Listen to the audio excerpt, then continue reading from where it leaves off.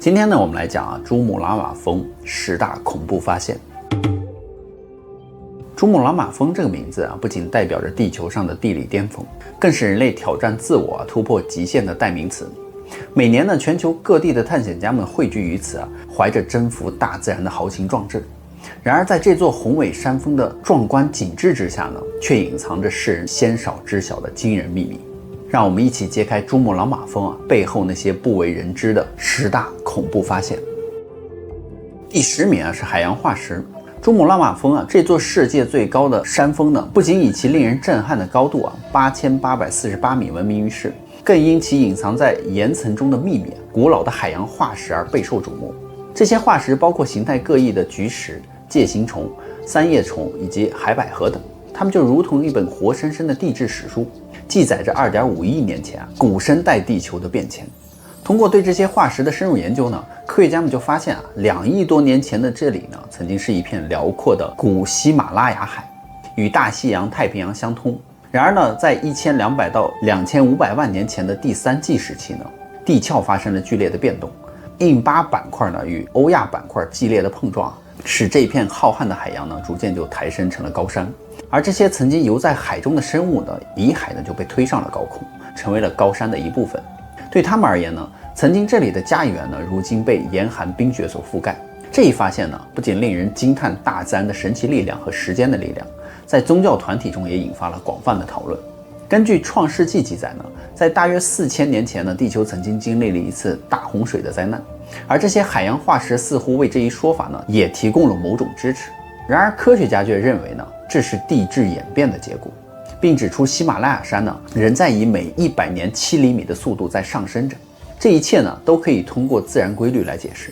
并无需超自然的解释来参与其中。第9名是诡异的声音。想象一下，当你站在珠穆朗玛峰下面的冰塔林地区的时候呢，夜空宁静而神秘。在这片寂静之中呢，探险家们曾经就捕捉到了一系列令人难以置信的声响。那么这些声音仿佛呢是远古巨兽的一种咆哮，低沉而有力，时而呢如同幽灵般的悲鸣尖锐而刺耳。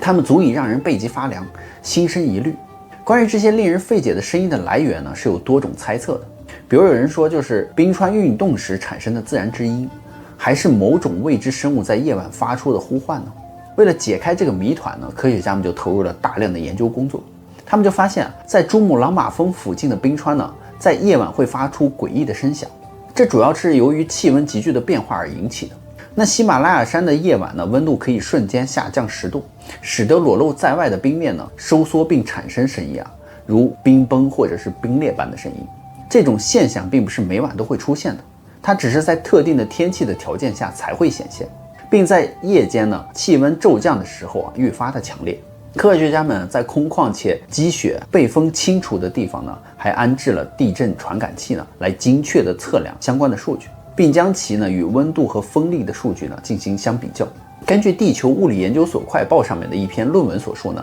研究人员已经确认这种奇异的声响与温度的变化是紧密相连的。这一发现呢，就让我们对神秘现象呢又有了更深入的理解。第8名呢是致命的一天。在2014年的4月呢，一场悲剧性的雪崩呢，就在珠穆朗玛峰的峰顶夺走了16名夏尔巴勇士的生命。尽管美联社将其定义为致命的一天，但坚强的夏尔巴人呢，并未因此停止脚步。夏尔巴族群呢，是一个源自于4个主要的游牧部落的人，在600年前呢，从西藏迁徙至尼泊尔的民族，如今呢，人口约有20万。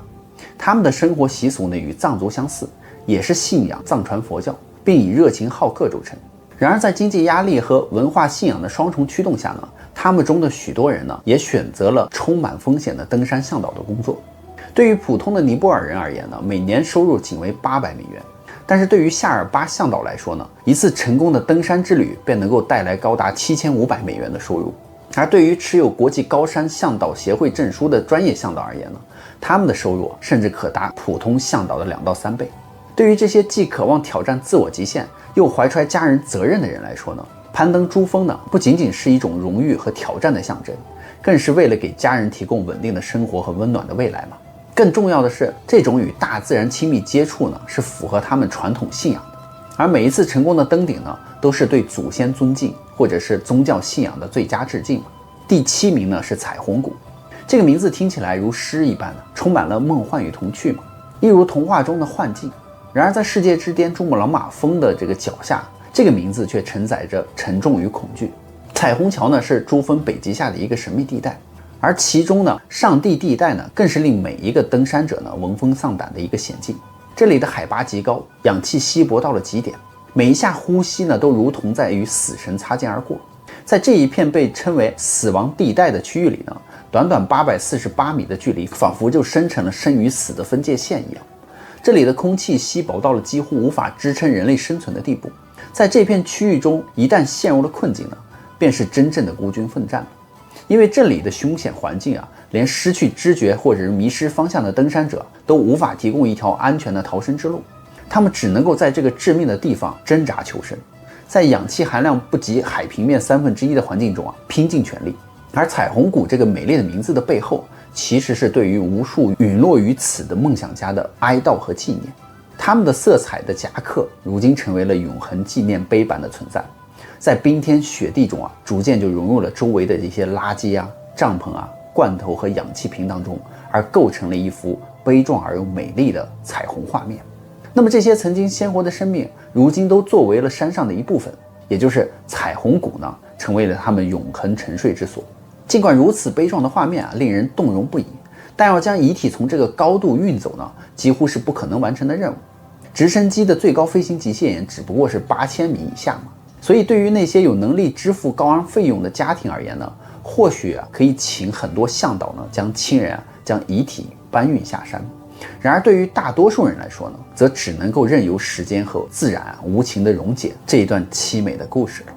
第6名呢是迷之味道。当珠穆朗玛峰的攀登者登上山腰的时候呢，凝视着脚下那片壮丽景致的时候，他们可能会闻到一股刺鼻的味道。那么这个独特的味道是珠穆朗玛峰的一大标志性特征，让一些人呢会心一笑。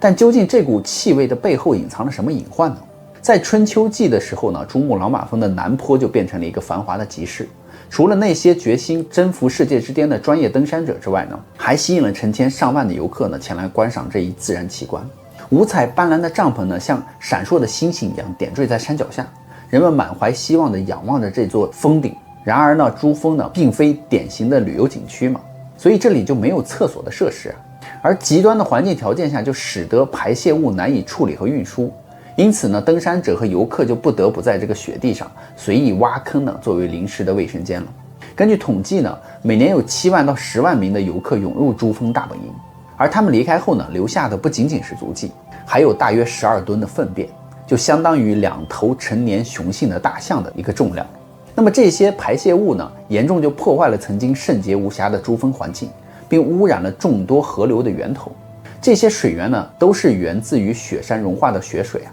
而尼泊尔政府呢，已经意识到了这个问题，并采取了一系列的措施来解决，但成效呢，都是有限的。为了清理这些粪便的污点并保护这片净土呢，直升机部队不得不出动进行清理工作。但这并非是一个长远之计嘛，只有当每一位登山者真正的领悟到了保护这片神圣之地的重要性时呢，我们才能够期待情况有所改善。第5名呢是要命的偷窃。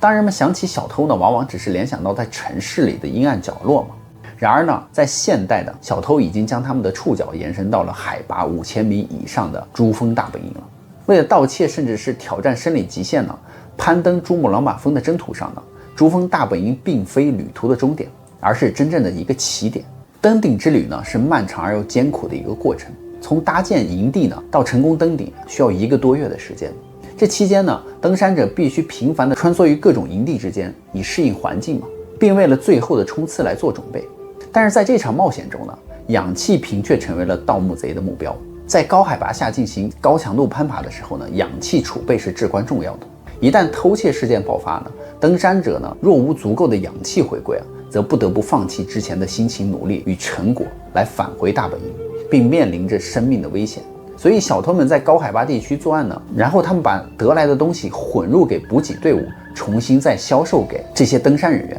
所以这在尼泊尔呢逐渐就成为了趋势。尽管尼泊尔政府对此有所察觉，在高海拔地区取证困难和警力难以触及，使得打击犯罪呢就变得非常困难。而资深的向导尼玛吉登呢，是曾经在2012年呢亲历氧气瓶被盗事件，在艰难时刻呢不得不牺牲自己的安全来救助客户的生存需求。虽然尚未有报道呢因缺乏氧气而发生悲剧事件嘛，但此种将他人安全视若无物的行为呢，无疑是极其可耻的一个行径。第4名呢是奇怪的足迹。在2024年的一个暴风雪之夜呢，在喜马拉雅山的一片未知领域一支勇敢的登山队遭遇了一幕惊奇。营地的周围居然出现了一连串异常巨大的脚印，它们呢每一个脚印长达43厘米，宽17厘米，这是非人类所能够留下的呀。在狂风怒号的夜晚呢，这些神秘的足迹让队员们心生疑惑或者是恐惧。考虑到恶劣天气下人类不可能长时间的待在户外那他们唯一能够想象到的解释呢，就是雪人了。那些传说中的神秘生物，每一个呢都是身高数米、体壮如山、身披长毛的巨兽，在那些晨曦破晓时分呢，居然还经过了他们的帐篷。尽管没有表现出恶意的攻击的迹象，但是他们的出现呢，如同幽灵般令人惊讶不已。自1938年奥维古呢被神秘的巨兽所救的故事开始呢，在探险家和科学家的笔下呢，珠峰雪人逐渐就成为了一个引人入胜的话题。曾经呢全副武装探索珠穆朗玛峰却空手而归的英国探险队呢，到许多国家科学团队呢收集到不知真假的毛发骸骨的报告。这一场关于存在未知生物的巨大谜团呢，一直在困扰着人类。虽然至今呢尚未有确凿的证据证明雪人是真实存在或者是具体的藏身之处，但是那些传说以及目击的报告呢，无疑为这个世界增添了一抹神秘的色彩。那么你是否相信这些神秘的雪山之灵真实存在呢？如果它们真的存在的话，又隐藏在哪一片未曾触及的雪地之上呢？第3名是不明飞行物。长期以来呢，人类对探索未知宇宙的热情呢从未减退，而外星生命的谜团呢更是激发了我们的好奇心。那么在喜马拉雅山呢，被一些人猜测可能就是外星人的秘密基地了。这一大胆的假设是源自一个令人费解的现象，那是在2021年嘛，尼泊尔的空军直升机呢在穿越这片神秘的山脉的时候，就捕捉到了许多不明飞行物的画面，使得这一猜想就更加扑朔迷离了。这次事件不同寻常之处在于多架 UFO 几乎同时出现，并展现出飞碟般的独特形状以及精致的细节。这些飞行物呢巨大无比，直径呢可达10米之巨，并且以恒定但又能够快速变化速度呢在空中移动。那飞行员呢在直升机内无法听到任何的声音，而使得我们对于这些飞行器的动力来源呢是一无所知的。然而呢，从它们的外表和飞行的特性来看呢，它们显然不是人类的产物。值得注意的是，这些 UFO 的出现地点呢，都是临近拥有4700年历史的巨人山附近。这里曾经因发现众多身高超过2.5米的巨人遗骸而得名，为这起神秘的事件增添了更多的悬念嘛。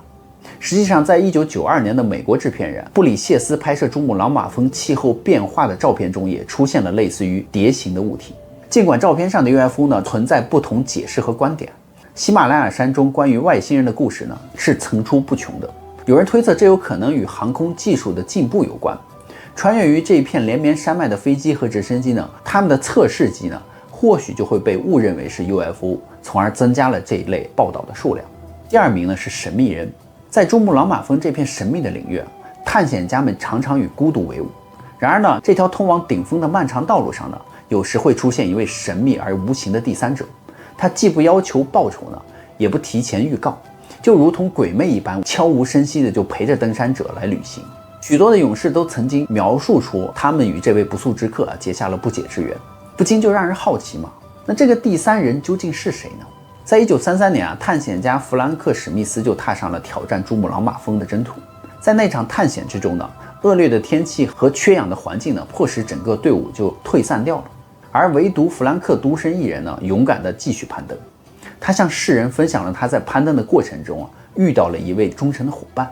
而这位伙伴呢，始终与他并肩前行并为他加油鼓劲。而弗兰克甚至生动回忆了一个场景他说在途中取出了半块蛋糕，还递给了这位看不见的朋友，并非只有弗兰克一个人体验过这种独特的现象。在1975年呢，在珠峰之巅度过漫长寒夜的时候呢，英国的登山者道格斯·科特和古戈尔·哈斯顿呢，也感受到了这一位神秘伴侣的存在。在死亡区域冰冷刺骨的雪洞里度过了一宿之后呢，他不仅为这2个人还提供了体温和温暖，在精神上呢，也给予了他们生存下去的希望和建议。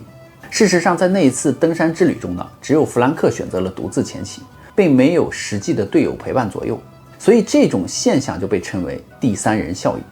指的就是在生死攸关的极端环境下呢，人们可能会感受到一个不存在的伙伴呢，来给他们提供精神上的慰藉与力量。关于这一现象的原因众说纷纭嘛，一些从精神或宗教角度来寻求解释的人将其视为守护天使的出现，而另一些学者呢，则试图用科学来解释这一现象，比如说饥饿啊、脱水啊、极度疲劳或者是心理压力呢，可能就会导致幻觉的产生。不过令人称奇的是，这些幻觉通常都是有序并有助于生存指导的幻觉的形式来存在的，所以也是一件好事嘛。那第一名呢，就是消失的登山者了。在探索珠穆朗玛峰的巅峰的时候啊，往往让人联想到的是埃德蒙希拉里爵士的荣誉登顶。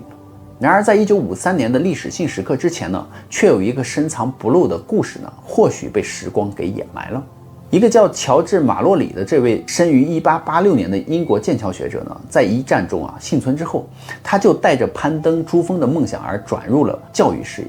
在1921年和1922年2次尝试攀登珠峰均以失败告终，但是马洛里坚持呢，并未减退，直到1924年的6月呢，他带领的队伍在经历极限挑战之后，仅达到了8200米的高度。当云雾再次重重包围珠峰的时候呢，马洛里与伙伴欧文呢就选择了继续他们的登顶之旅，而队友奥黛尔就通过望远镜来捕捉他们勇敢攀登的一个身影。当时他就看到了2个小黑点嘛，就在那个雪中慢慢移动，就成了他们最后的影像了。随着云雾渐渐散去之后那2个小黑点呢，也就慢慢的消失在了雪山之中。2位探险者的踪迹呢，却永远也消失在了雪山中。在1999年呢，一支美国的登山队就发现了马洛里的遗体和遗物，并在一个海拔8235米的高山上呢，为他举行了简易的葬礼。人们就纷纷猜测呢，他是否已经成功登顶呢？这个无从得知的答案就让这个谜团越发的扑朔迷离了。虽然我们无法确切的知道谁才是首位征服这个世界之巅的人，但对于每一位勇敢者来说呢，首位并不是唯一的荣耀。真正的挑战呢，是面对极端环境的勇气和不断突破自我的决心嘛。尽管希拉里爵士因其历史性的登顶而被世人铭记于首位征服者，我们依然可以对谁真正是一位站在世界之巅的人这一问题呢，保持开放的想法，并以此呢致敬那些不畏惧艰难、勇敢追求梦想的人们。哦啦啦，故事呢，宇哥也就讲完了。别忘了订阅关注宇哥的频道看后续更多精彩内容哦。